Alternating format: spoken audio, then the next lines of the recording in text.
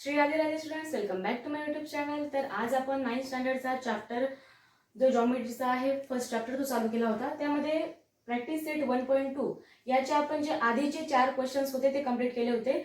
आता आपला 5th question आहे तो आपण कंप्लीट करून घेऊ. मग व्यवस्थित लक्ष द्या. आता write the answers to the following questions with reference to the figure given below.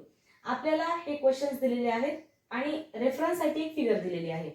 ती फिगर पाहून आपल्याला ते क्वेश्चन सॉल्व करायचे आहेत. आता फर्स्ट क्वेश्चन रीड करते मी. Write the name of the opposite ray of ray R P. आता तुम्ही व्यवस्थित चेक करा. ही जी गिवन फिगर आहे आपल्याला दिलेली त्यामध्ये आर पी हा काय आहे, एक आर पी. आता हा रे तो लास्ट पर्यंत जाऊ शकतो म्हणून त्यांनी काय सांगितलंय, रे सांगितले, कारण रे आर पी.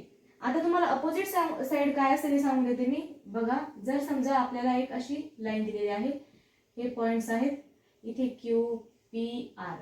तर यामध्ये कसं असतं, अपोजिट म्हणजे एक्झॅक्ट एक दुसऱ्याच्या समोर पाहिजे. क्रॉस वगैरे असे आपण अपोजिट घेऊ शकत नाही. जसं की एक्झाम्पल घेऊ आपण. बघा आता हा पी आहे, पी ला अपोजिट कुठला होऊन जाणार, पी च्या अपोजिट एकदम स्ट्रेट सरळ हा राहणार. नंतर पी च्या पुढे दुसरा अपोजिट हा, कारण की पीच्या एक दुसऱ्याच्या समोर आहे ते. पण जर तुम्ही असं म्हणणार की मॅम हे असं असेल, इथे एखादा एस असेल तर हा अपोजिट असेल का, पी क्यू च्या अपोजिट एस पी असेल का, तर अजिबात नाही. नेहमी लक्षात ठेवायचं, अपोजिट आपण या कंडिशन मध्ये केव्हा म्हणू शकतो, जे फक्त एक दुसऱ्याच्या समोर असतील. अदरवाईज आपण त्याला अपोजिट म्हणू शकत नाही. जर क्रॉस मध्ये जात असेल तर ते अपोजिट होणार नाही, फक्त समोर पाहिजे एका लाईनीत. मेन म्हणजे सांगायचं कारण काय, एका रेषेत पाहिजे ते. मग आता बघा, रे आर पी, रे आर पी आहे त्याच्या अपोजिट कुठला आहे चेक करा बरं. मी काय घेतलेलं आहे, ray R S and ray R T. बघा एक दुसऱ्याच्या समोर आहेत ना, ray R S and ray R T. आलं तुमच्या लक्षात. आपण क्रॉस मध्ये कुठला नाहीच आहे म्हणून आपण एका रेषेतले घेतलेले आहेत. तुम्ही दुसरा पण घेऊ शकतात. आता बघा, write the intersection set of ray P Q and R P. आता इंटरसेक्शन बघा, P Q and R P. हा पी क्यू आहे आणि दुसरा काय दिला आपल्याला, आर पी दिलेला आहे. हा आर पी आहे, बरोबर. मग R P, P Q and R P, एक मिनिट चेक करून घेऊ आपण. तेच दिलेलं आहे का क्वेश्चन मध्ये, ray P Q and ray R P. हे बघा आता, write the intersection of set ray P Q and ray R P. आता आपल्याला पी क्यू एक सांगितलेला आहे आणि रे आर पी सांगितलेला आहे.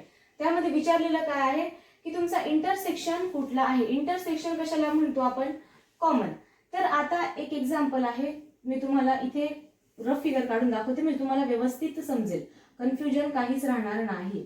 तर बघा, इंटरसेक्शनचा अर्थ काय घ्यायचो आपण. हे समजा हे दोन आपली वेन डायग्राम होती, हा सेट ए आणि हा सेट बी असायचा. तुम्हाला जे आपण दाखवलं आहे हे दिसत नसेल कदाचित, मी इथे वर काढून दाखवते. बघा आता, ही एक फिगर आपण पाहिलेली होती, हा ए सेट हा बी सेट आधीच्या याच्यामध्ये. आणि हा जो मधला कॉमन पॉइंट असायचा पोर्शन, त्याला आपण काय बोलायचो, इंटरसेक्शन. काय म्हणायचो आपण, इंटरसेक्शन. इंटरसेक्शनचा अर्थ काय असतो की कॉमन पाहिजे दोघांमधला. ए सेट मधला पण आणि बी सेट मधला पण जो पण कॉमन पोर्शन असेल त्याला काय बोलणार आपण, इंटरसेक्शन. मग आता बघा, या फिगर मध्ये काय सांगितलेलं आहे, एक तर पी क्यू दिलेला आहे आणि एक आर पी दिलेला आहे. मग यांनी विचारलं की यामध्ये कॉमन कुठला आहे, सांगा बरं तुम्हाला कुठली गोष्ट कॉमन दिसते का. तर मी तुम्हाला आधीच्या क्वेश्चन मध्ये काय सांगितलं होतं फर्स्ट याच्यामध्ये. आता आर जर स्टार्ट झाला इथून तर तो आर पी पर्यंतच नाही थांबणार, तो लास्ट पर्यंत जाईल. कशामुळे, कारण तो एक रे सांगितला आहे. रे रे कसा असतो आपला, एक पॉइंट आणि पुढे एरो, तिथपर्यंत आपण रे कन्सिडर करतो, सेगमेंट नाही. सेगमेंट कशी असते, इथून तिथपर्यंत ही सेगमेंट असते. आपल्याला सेगमेंट सांगितले का त्यांनी, नाही. व्यवस्थित क्वेश्चन रीड करा. Right the intersection set ray P Q. Ray P आणि क्यू, त्याच्या पुढे आहे का काही, पी आणि क्यू याच्या पुढे कुठला पॉइंट आहे का, नाही. इथपर्यंत स्टॉप होऊन जाते. आणि याच्या पुढे काय दिसतंय, रे आर पी. हा रे आर पी लास्ट पर्यंत जाऊ शकतो, पी क्यू पर्यंत जाऊ शकतो तो. म्हणून आपण याला काय घेतला, हा आर पी म्हणजे हा पी क्यू पर्यंत जाणार आणि पी क्यू तर फक्त पी क्यूच असणार आहे. म्हणून कॉमन पॉइंट कुठला आला, पी क्यू. कशामुळे, कारण पी क्यू तर ऑलरेडी आहेच आणि आर पी फक्त आर पीच नाहीये, तो लास्ट पर्यंत जातोय. तो कळलं का, कारण आपल्याला त्यांनी रे सांगितलेलं आहे. म्हणून कॉमन पॉइंट काय असणार आहे आपला, रे पी क्यू. आलं तुमच्या लक्षात? व्यवस्थित कन्सेप्ट क्लिअर करते मी एक एक. इंटरसेक्शनचा अर्थ काय असतो? कॉमन. दोन रेज मधला कॉमन रे आपल्याला विचारलेला आहे. कन्फ्यूज व्हायचं नाही. काही ना मुलांना कसं वाटेल, मॅम इथे आरपी आहे, नंतर पी क्यू आहे, यामध्ये कुठलाच रे तो कॉमन दिसत नाहीये. पण तसं नसतं. पी क्यू क्यू पासून कुठे पुढे पॉइंट आहे का? नाही, तिथे तो एंड होऊन जातोय. पण आर पी जो आहे तो लास्ट क्यू पर्यंत पण जाऊ शकतो, कारण तिथे विचारला आहे रे. आणि रे कसा असतो आपला? डॉट आणि पुढे ॲरो, म्हणून हा एक डॉट तो पुढे ॲरो पर्यंत जाऊ शकतो. म्हणून आरपी हा पी क्यू पर्यंत जातो आणि पी क्यू पण तर पी क्यू आहेच, पी क्यू मध्ये तर पी क्यू असणारच आहे. म्हणून हा काय झाला? आपला कॉमन पॉइंट झाला. आलं तुमच्या लक्षात? आता आपण खालचा क्वेश्चन पाहून घेऊ. ए टू झेड तुमच्या मी कन्सेप्ट क्लिअर करते, फक्त व्हिडिओ लास्ट पर्यंत बघत जा. एक वेळा तुम्ही व्हिडिओ व्यवस्थित पाहिला ना की तुम्हाला नंतर रिव्हिजन करायची पण आवश्यकता राहणार नाही, ही माझी गॅरंटी. फक्त तुम्ही व्हिडिओ जो आहे तो स्पीड मध्ये करून पाहत जाऊ नका, म्हणजे तुम्हाला कन्फ्युजन राहणार नाही. बघा आता कुठे गेलं? Write the union set of ray P Q and ray Q R. आता आपल्याला विचारलेलं काय आहे? Union set विचारलाय. युनियनचा अर्थ काय असतो? बघा, परत एक वेळा समजून देते. आपण या दोन डायग्राम परत पाहिला होता. इथं बी आणि सी नाव देऊन देऊ. आता याला तर आपण काय म्हणायचो? इंटरसेक्शन म्हणायचो, कॉमन पॉइंट. पण युनियनचा अर्थ काय असतो? की ज्यामध्ये बी पण पूर्ण येतो आणि सी पण पूर्ण येतो. म्हणजे हा पूर्ण जो असतो याला काय बोलायचो आपण? युनियन. तुम्ही जर बेसिक कन्सेप्टचा व्हिडिओ अल्जेब्रा मध्ये पाहिला नसेल, सेट्स चॅप्टर मध्ये, तो आधी व्यवस्थित पाहून घ्या. तो तुमचा इतका व्यवस्थित तुमचे कन्सेप्ट क्लिअर करून देईल तो एकच व्हिडिओ. तुम्हाला ह्या गोष्टी व्यवस्थित समजतील. इंटरसेक्शन, युनियन, नंतर अजून आहेत सबसेट, या कन्सेप्ट तुमच्या क्लिअर होऊन जातील. आता बघा, write the union set of ray P Q and ray Q R. आता आपल्याला रे पी क्यू आणि रे क्यू आर यामधला युनियन विचारला. युनियनचा अर्थ काय असतो? सगळे सेट असतात त्यामध्ये. म्हणून बघा मग आता रे पी क्यू पण असणार आहे आणि रे क्यू आर पण असणार आहे. म्हणून मी काय लिहिलं? Line P Q. कारण बघा, हे बघा रे पर्यंत जातोय का तो? नाही, म्हणून काय लिहिलं मी? Line P Q and line Q R. मग आता बघा fourth number question. State the rays of which segment Q R is constant. आता अशा कोणते सेगमेंट आहे की जे क्यू आर काय आहे त्याला कॉन्स्टंट आहे? बघा तर बरं, क्यू आणि आर कुठला तरी पॉइंट पाहिजे त्याच्यामध्ये, असं त्यांनी विचारलेलं आहे. क्यू तुम्ही एक तर क्यू लास्ट मध्ये घेऊ शकता, नाही तर आर घेऊ शकता. बस क्यू आणि आर एक कोणता तरी पॉइंट आपल्याला सेगमेंट मध्ये रे मध्ये पाहिजे. मग आता बघून घेऊ आपण स्टार्टिंग कशी केली आपण. रे आर क्यू सगळ्यात सिंपल सांगते. आधी आपण काय घेतला? रे आर क्यू घेतला. मग नंतर काय करायचं? रे एस क्यू घेऊन घ्यायचा. रे एस क्यू घेतला. मग नंतर काय करायचं? रे टी क्यू घेऊन घेतला. आता क्यू पासूनचे जे पण काही होते ते आपण कव्हर केले आहे याच्यात. क्यू आर बोलले त्यांनी, क्यू आणि आर सांगितले त्यांनी, म्हणून क्यू पर्यंतचे आपण सगळे ऍज इट इज कव्हर केले. आता अपोजिट वाले करून घेऊ परत. नंतर तुम्ही क्यू आर घेऊ शकता. आता हे जास्त येऊन जाईल, मी इरेज करून टाकते. बघा आता मी तुम्हाला आधी काय सांगितलं? स्टार्टिंग कुठून करू शकता? Ray R Q, ray R S Q, ray T Q. नंतर आपण उलट करू, ray Q R, ray Q S and ray Q T.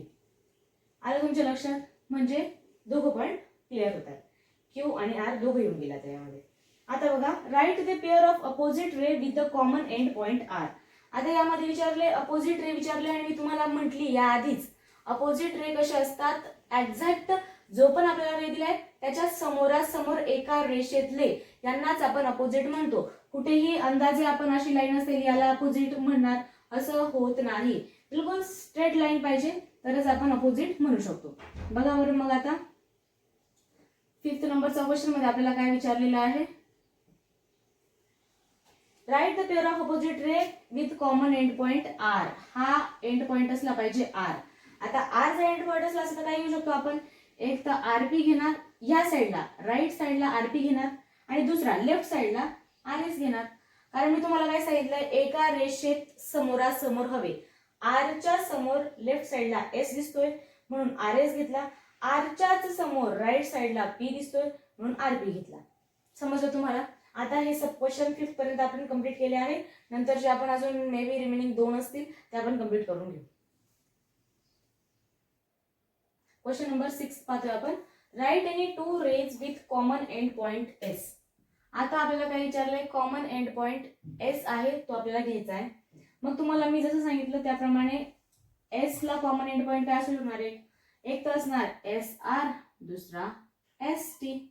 झालं, रे एस टी रे एस आर. नंतर आता write the intersection set of ray S P and ray S T. आता हा S P आहे आणि दुसरा आहे एस टी. आता याला इंटरसेक्शन, इंटरसेक्शनचा अर्थ असतो कॉमन.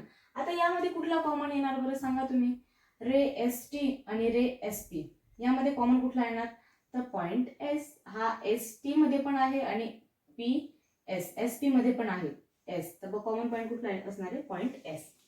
आता आपण हे तुम्ही नोट डाऊन करून घ्या, मग आपण यानंतर क्वेश्चन नंबर 6 पाहून घेऊ. आता पहा क्वेश्चन नंबर 6 आहे, answer the questions with the help of the figure given below. आपल्याला परत 5th सारखंच क्वेश्चन दिलेले आहेत आणि त्याचे आन्सर्स आपल्याला या फिगरच्या हेल्पने सॉल्व्ह करायचे आहेत. बघा बरं का, आता state the point which are equidistance from point B. आता आपल्याला विचारलेलं काय आहे, हा पॉइंट बी आहे. आता मी तुम्हाला असं दाखवून येते, पॉइंट बी याला इक्वल डिस्टन्स, इक्विडिस्टन्सचा अर्थ काय आहे की बी पासून राईट हँड साइडला पण आणि लेफ्ट हँड साइडला पण इक्वल डिस्टन्सचे पॉइंट तुम्हाला घ्यायचे आहेत. आता हे ओपन माइंडेड क्वेश्चन आहे, यामध्ये तुम्ही कुठला पण पॉइंट घेऊ शकता तुमच्या मताने, फक्त डिस्टन्स कसं पाहिजे, इक्वल. जर समजा एक्स वाय झेड तुम्ही बी पासून जर 3 युनिटचं अंतर घेतलं तर तुम्ही व्ही घ्यायचा 1 2 3, म्हणजे कुठला पॉइंट येणार आपला, पॉइंट व्ही. मग तसंच तुम्ही लेफ्ट साइडला पण 3च पॉइंट घ्यायचे, 1 2 3. काय येणार मग आपला, इथे कुठला पॉइंट आहे का नाही, मग तो तुम्ही नाव देऊन द्यायचं, असं करायचंय. मग आपण ज्याला नेमिंग आहे तेच पॉइंट घेऊन घेऊ. बघा आता बी पासून इक्वल डिस्टन्स मध्ये विचारलंय. बी पासून जो राईट हँड साइडला तिथे मी 2 पॉइंट घेऊन घेतले, हा 1 हा 2, हे 2 युनिट घेतले. मग कुठला आला, हा पॉइंट सी. नंतर दुसरा काय, तसंच आपण लेफ्ट हँड साइडला पण घेऊन घेऊ, 1 आणि 2 हे 2 युनिट. त्याच्यानंतर कुठला पॉइंट आहे, ए. मग मी कसं लिहिलं, point C and point A. Point C आणि point A are equidistance from point B. ह्या पॉइंट बी ला काय आहे, इक्वल अंतरावर आहे, इक्वल डिस्टन्सवर आहे. As both of the points are at a distance of 2 units from B. B पासून या दोघं पॉइंटचं जे डिस्टन्स आहे ते किती आहे, 2 युनिट्सचं आहे. म्हणून मी तुम्हाला म्हटली या आधी पण, तुम्ही हा क्वेश्चन जो आहे तो तुम्ही मनाने सॉल्व्ह करू शकतात. फक्त आपल्याला काय कंडिशन दिलेली आहे, डिस्टन्स इक्वल पाहिजे. जर मी इथे 2 युनिटचा डिस्टन्स घेतलाय लेफ्ट हँड साइड आणि राईट हँड साइडला, जर तुम्हाला दुसरा पॉइंट घ्यायचा असेल तुम्ही एक तर 4 युनिटचा डिस्टन्स घ्या, 3 युनिटचा डिस्टन्स घ्या, पण ते RHS आणि LHS दोघं सारखंच असलं पाहिजे. मग आता बघा दुसरा एक पॉइंट घेऊन घेतला आपण अजून, point D and point P. आता बघा बरं, पॉइंट डी आणि पॉइंट पी. आता बी पासून हे किती अंतरावर आहे, काउंट करा बरं, 1 2 3 4. किती युनिट आले, 4 नंतर कुठला पॉइंट घेतला मी, डी. म्हणजे बीच्या राईट हँड साइडला किती युनिट घेतलेले आहेत, 4. आता लेफ्ट हँड साइडला पण चेक करून घ्या, 1 2 3 4 किती आले युनिट, 4. आणि आपला पॉइंट काय येतो नंतरचा, पी. म्हणून लिहिताना काय लिहिलं, point D and point P are equidistance from point B. Both of the points are at the distance of 4 unit from B. B पासून हे जे पी आणि डी हे 2 पॉइंट्स आहेत ते किती डिस्टन्सवर आहेत, 4 युनिटवर आहेत. इक्वल डिस्टन्स आहे, LHS is equal to RHS. म्हणून आपण पॉइंट डी आणि पॉइंट पी घेऊन घेतलेला आहे. आता हे तुम्ही नोट डाऊन करून घ्या, मग आपण यानंतरचा सेकंड क्वेश्चन पाहू. सेकंड क्वेश्चन पण ॲज इट इज असाच आहे. मी जोपर्यंत सॉल्व्ह करून देत नाही तोपर्यंत तुम्ही आन्सर मला कमेंटमध्ये सांगून द्या. क्वेश्चन नंबर सेकंड बघा आता, write the pair of the point equidistance from point Q. आता आपल्याला काय विचारलंय, क्यू पासून इक्वल डिस्टन्सचे पॉइंट सांगायचे. मग आता कुठला घेणार आहे आपण, बघा बरं, क्यू पासून इक्वल डिस्टन्स पाहिजे. आधी आपण 1 युनिटचं घेऊन घेऊ. क्यू पासून 1 युनिटच्या अंतरावर काय आहे, एल. आणि लेफ्ट हँड साइडला पण 1 युनिटच्या अंतरावर काय आहे, यू. मग काय लिहिलं बघा बरं, point L and point U is the pair of point equidistance from point Q.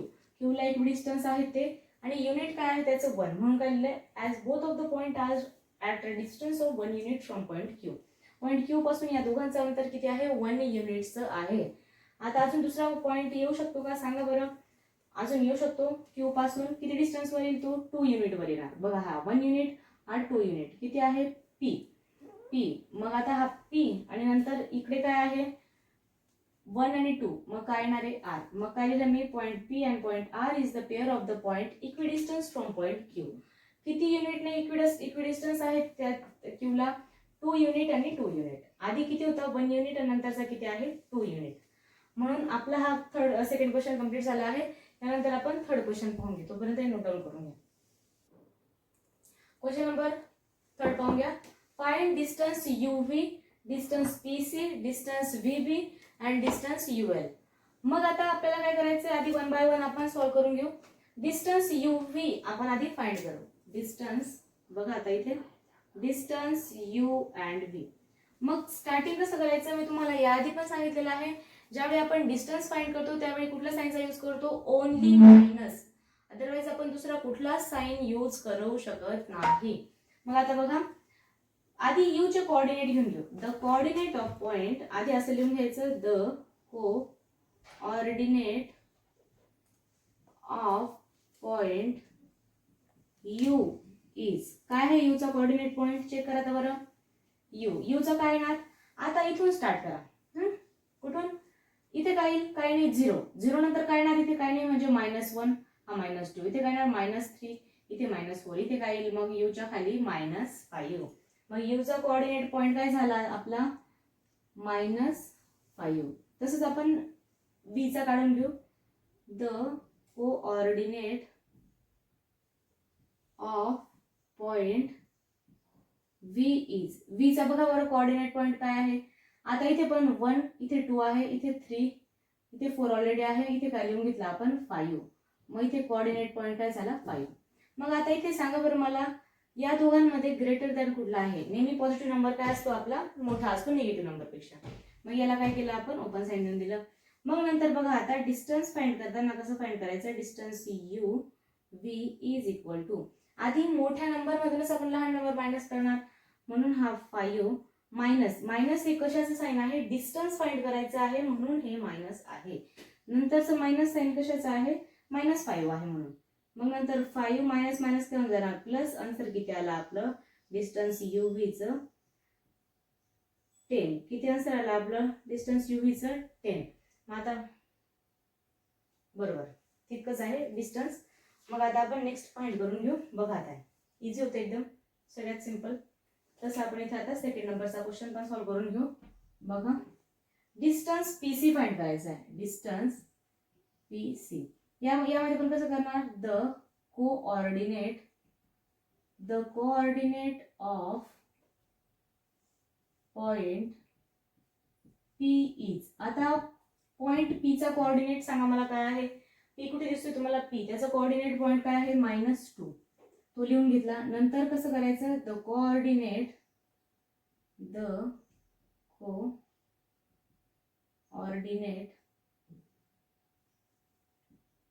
Of point C is. C चा कोऑर्डिनेट पॉइंट काय आहे चेक करा बरं. C चा कोऑर्डिनेट पॉइंट 4 इथे लिहून घ्यायचा 4. आता 4 मोठा आहे की -2 ऑब्विसली गोष्ट आहे 4च ग्रेटर राहणार आहे. मग नंतर कसं करायचं distance PC is equal to 4 minus हा काय होणार -2 4 मायनस मायनस काय होऊन जाणार प्लस 4 + 2 6. म्हणून डिस्टन्स PC ची व्हॅल्यू किती काढली आपण 6. बघा आता डिस्टन्स PC ची व्हॅल्यू किती काढली 6 काढली. आता तुम्ही व्यवस्थित नोट डाऊन करून घ्या. हा क्वेश्चन हा तर झालाच असेल तुमचा. इथे आपण थर्ड नंबरचा सॉल्व्ह करून घेऊ.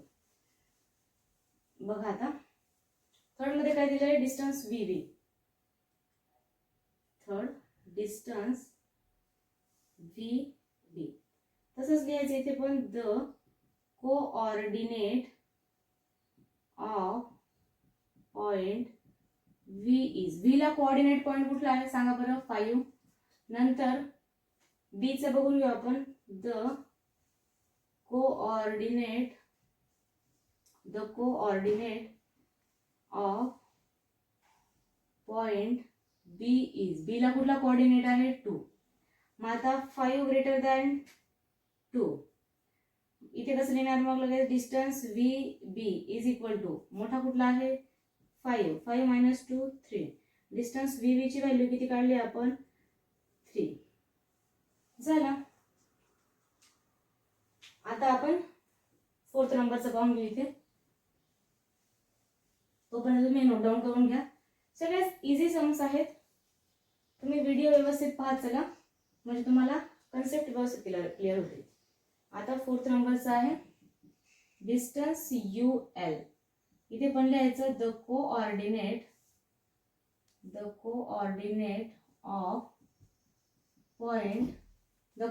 Of point U is. U बघा तर बरं, U ला कुठला पॉइंट कोऑर्डिनेट आहे -5. इथे काय लिहायचं -5. नंतर L ला परत तसंच लिहायचं the coordinate of point L is -3. मग आता इथे काय लिहिणार, -3 मोठा आहे की -2 मोठा आहे, सॉरी -5 मोठा आहे. तर तुम्हाला याआधी पण सांगितलंय मी, मायनस नंबर जो सगळ्यात लहान असतो तो सगळ्यात मोठा असतो मायनस मध्ये. म्हणून आता इथे काय झाला, -3 ग्रेटर दॅन -5. मग आता इथे distance UL is equal to -3 हा मोठा आहे -5 पेक्षा, म्हणून -3 ला आधी लिहायचं. मग आता इथे ही मायनसची साईन -3ची होती, ही मधली साईन आपण डिस्टन्स फाइंड करतो म्हणून दिली आणि मायनसची साईन -5 ला होती. मग आता इथे -3 ॲज इट इज, मायनस काय होऊन जाणार प्लस, इथपर्यंत कळलं, आणि 5 ॲज इट इज. आता प्लस मायनस काय होऊन जाणार मायनस, म्हणून 5 मधून 3 गेल्यावर किती राहतात 2. म्हणून डिस्टन्स UL ची व्हॅल्यू किती आली 2. असंच आपण 6th नंबरचा क्वेश्चन पण कंप्लीट केलेला आहे.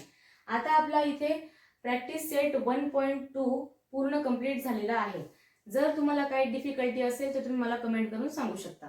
पण मे बी मला तर असं वाटतं की तुमचे पूर्ण डाऊट ऑल टुगेदर क्लिअर झालेले असतीलच, कारण मी बरेच कन्सेप्ट आणि बेसिक व्हिडिओ पण मी आधी अपलोड करून दिलेला आहे.